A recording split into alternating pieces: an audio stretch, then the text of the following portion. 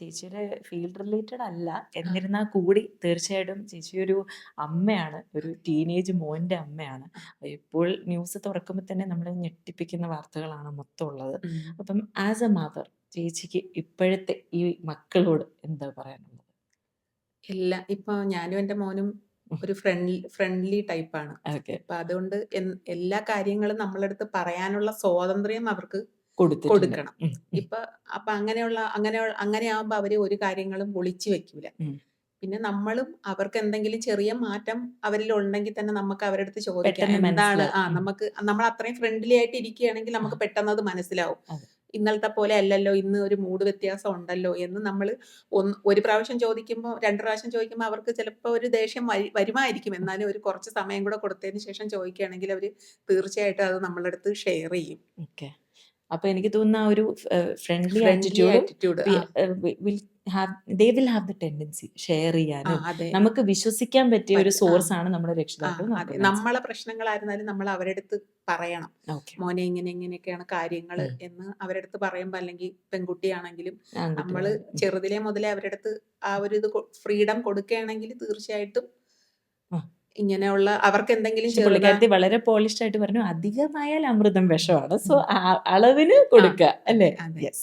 ആ ഒരു transparency maintain ചെയ്യുക എന്നും പറഞ്ഞ് അവർക്ക് ഓവർ പ്രഷർ കൊടുക്കുകയും ചെയ്യരുത്. കാരണം പിന്നെ അവർ എന്തൊരു ആറ്റിറ്റ്യൂഡിലേക്ക് മാറും. അതെ. എന്ത് നമ്മളിപ്പോ ചെയ്യും? ടീനേജ് എന്ന് പറയുന്നത് ഒരു വല്ലാത്തൊരു പ്രായമാണ്. അതെ. ഇപ്പം അവർക്ക് തന്നെ ചില പൊട്ടിത്തെറി. കാര്യങ്ങളിൽ തീരുമാനം എടുക്കാനുള്ള കഴിവ് അവർക്കില്ല. ഇല്ല. ആ ഒരു പ്രായത്തിലാണ് നമ്മൾ കുറച്ച് നന്നായിട്ട് അവരെ ഒന്ന് ശ്രദ്ധിക്കാനുള്ളത് എന്ന് പിന്നെ വിചാരിച്ചിട്ട് എക്സ്റ്റേണൽ ഓവർ ഇൻഫ്ലുവൻസ് പ്രഷർ. ഒരുപാടുണ്ടല്ലോ അതെ. ചേച്ചി. സുഹൃത്തുക്കളും പുതിയ ഒരു ചുറ്റുപാടിലോട്ട് പോകുന്ന സമയമാണ് ഈ ടീനേജ് എന്ന് പറയുന്നത്.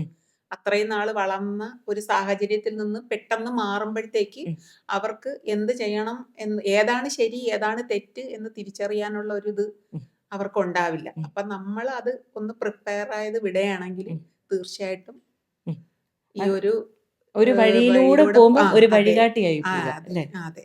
ജെൻസി എന്ന് പറയുന്നത് വേറെ ലെവലാന്നൊക്കെ പറഞ്ഞ് നടന്ന ആൾക്കാരാണ് നമ്മളൊക്കെ തന്നെ. അവരൊക്കെ ഭയങ്കര മിടുക്കരല്ലേ, അവരെല്ലാ കാര്യങ്ങളും മനസ്സിലാക്കി ചെയ്യുന്നത്. പക്ഷെ ഇപ്പം ന്യൂസ് കാണുമ്പോൾ ഓരോ ദിവസവും നമ്മൾ ഞെട്ടലോടെയാണ് ഓരോ കുട്ടികളുടെയും വാർത്തകൾ കേൾക്കുന്നത് അല്ലേ? അപ്പോൾ ഒരു അമ്മ എന്നുള്ള നിലയ്ക്ക് ചേച്ചിക്ക് അതെങ്ങനെ ചേച്ചിയെ ഇൻഫ്ലുവൻസ് ചെയ്തു, അല്ലെങ്കിൽ ചേച്ചിക്ക് അതിന് എന്താണ് ഫീലിംഗ്, എന്താ പറയാനുള്ളത്? തീർച്ചയായിട്ടും പേടിയാണ്. കാരണം എൻ്റെ മോൻ ഞാനിവിടെ വന്ന സമയത്ത് എനിക്ക് എൻ്റെ മോനെ കൂടെ കൊണ്ടുവരാൻ പറ്റിയിട്ടില്ല. മോൻ 4 വർഷം നാട്ടിലായിരുന്നു. ആ സമയത്ത് തന്നെ എനിക്ക് ഒരു ഉറക്കം എൻ്റെ ഏറ്റവും അടുത്ത എൻ്റെ പ്രിയപ്പെട്ടവരെ കൂടെയായിരുന്നു അവൻ ഉണ്ടായിരുന്നത്. എന്നിട്ട് പോലും ഒരു ഉറക്കം നഷ്ടപ്പെട്ട ഒരു അമ്മയാണ് ഞാൻ. അപ്പൊ ഇങ്ങനത്തെ വാർത്തകൾ കേൾക്കുമ്പം തീർച്ചയായിട്ടും ഇപ്പൊ അവൻ എൻ്റെ കൂടെ ഉണ്ട്. തീർച്ചയായിട്ടും ചങ്ക് തകർന്നു പോകുന്ന വാർത്തകളാണ് ഓരോ ദിവസവും കേൾക്കുന്നത്. ഇനിയിപ്പൊ അവനെ ഹയർ സ്റ്റഡീസിന് വിടാൻ വേണ്ടിയിട്ട് വേറെ എങ്ങോട്ടെങ്കിലും വിട്ട് പഠിപ്പിക്കണം എന്നുള്ളതൊക്കെ ആയിരുന്നു ഞങ്ങളുടെ ഒരു ആഗ്രഹം. പക്ഷെ ഇപ്പോ എങ്ങോട്ടും വിടാനുള്ള ഒരു മാനസികാവസ്ഥ സത്യത്തിൽ ഞങ്ങളെ കൂടെ, അതെ തീർച്ചയായിട്ടും നമ്മുടെ കൂടെ തന്നെ നിൽക്കട്ടെ എന്നുള്ള ഒരു തീരുമാനത്തിൽ എത്തിച്ചേരോ എന്ന് പോലും എനിക്കറിയില്ല. അത്രയ്ക്ക് ഭയങ്കര ടെൻഷനാണ് നാട്ടിലെ ഓരോ ന്യൂസും കാര്യങ്ങളൊക്കെ കാണുമ്പോൾ. പിന്നെ അവധിക്കൊന്ന് പോവാണെങ്കിൽ പോലും സേഫ് ആണോ? അതെ സ്വന്തം തീർച്ചയായിട്ടും. കസിൻസ് ആയിക്കോട്ടെ, ആരും ആയിക്കോട്ടെ, ഇൻഫ്ലുവൻസ് എന്തായിരിക്കും എന്നുള്ള ഒരു ആശങ്കയുണ്ടല്ലേ? ഈ ഒരു ആശങ്ക ഇന്നത്തെ സമൂഹത്തിൽ അങ്ങനെയുള്ള കാര്യങ്ങൾ നമ്മൾ ഇത്രയും അകലത്തിൽ ഇരുന്നിട്ടും നമ്മൾക്ക് അത് അത്രത്തോളം നമുക്കത് ഫീൽ ചെയ്യുന്നെങ്കിൽ ആ നാട്ടില് ഇരിക്കുന്ന അമ്മമാരുടെ ഒരവസ്ഥ അത് പറഞ്ഞറിയിക്കാൻ പറ്റാത്ത ഒരു അവസ്ഥയാണ്. അത് അമ്മമാർക്ക് മാത്രമേ അറിയാവുള്ളൂ. അങ്ങനെ അതെന്തരാണ് ആ ഒരു ഫീൽ എന്താണെന്നുള്ളത്. അപ്പൊ ഇതെന്തായാലും മാറാൻ വേണ്ടിയിട്ട് കർശനമായിട്ടുള്ള നിയമങ്ങൾ വരട്ടെ. എല്ലാ മക്കളും സുരക്ഷിതമായി ജീവിക്കട്ടെ. എന്താ പറയാ, അടുത്ത ഭാവി വാഗ്ദാനം ചെയ്യേണ്ടത് അവരാണ്. സോ ഭാവി തലമുറയാണ്. Let them be safe.